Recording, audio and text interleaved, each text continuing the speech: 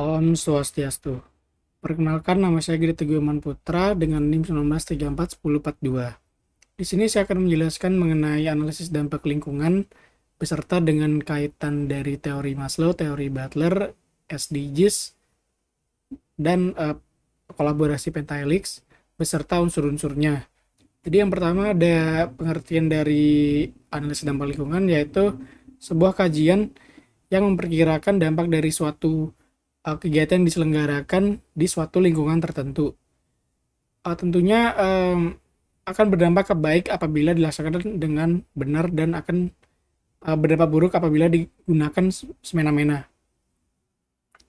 Oleh sebab itu, terdapat manfaat juga dari analisis dampak lingkungan, yaitu ada 3 aspek, yaitu bagi masyarakat, bagi pemerintah, dan bagi pemrakarsa. Jadi, bagi masyarakatnya sendiri, masyarakat dapat mengetahui dampak yang akan terjadi sehingga dapat meminimalisir dampak buruk yang akan terjadi nantinya.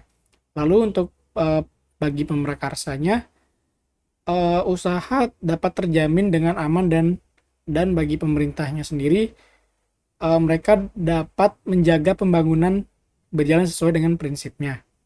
Terdapat juga teori Maslow yang dimana teori Maslow ini berkaitan dengan analisis dampak lingkungan. Jadi ada 5 aspek yang harus dilengkapi, yaitu yang pertama ada self actualization atau aktualisasi diri, yang kedua ada esteem need atau penghargaan, yang ketiga ada social need atau kebutuhan sosial, yang keempat ada safety needs atau keamanan, dan yang terakhir ada physiological needs atau kebutuhan fisiologi.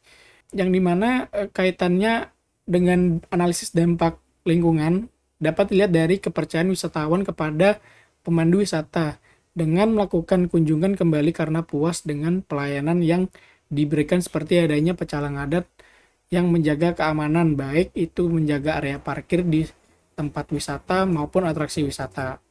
Lalu wisatawan juga merasa nyaman dikarenakan terdapat sinergitas dengan desa adat seperti Pok Darwis, Ibu PKK, dan lain sebagainya.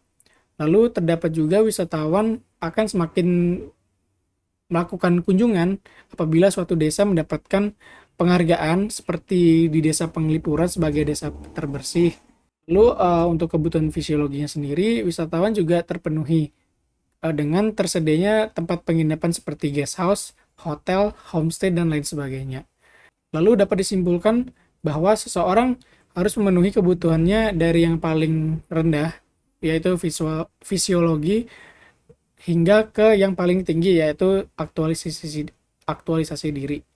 Selanjutnya terdapat teori Butler, yaitu tourism life cycle, merupakan teori siklus hidup pariwisata yang terdiri dari 7 tahap pembangunan destinasi.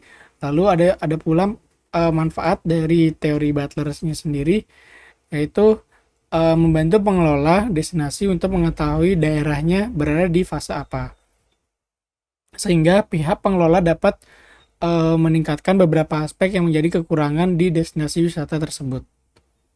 Sekian presentasi dari saya tutup dengan Paremo Santi.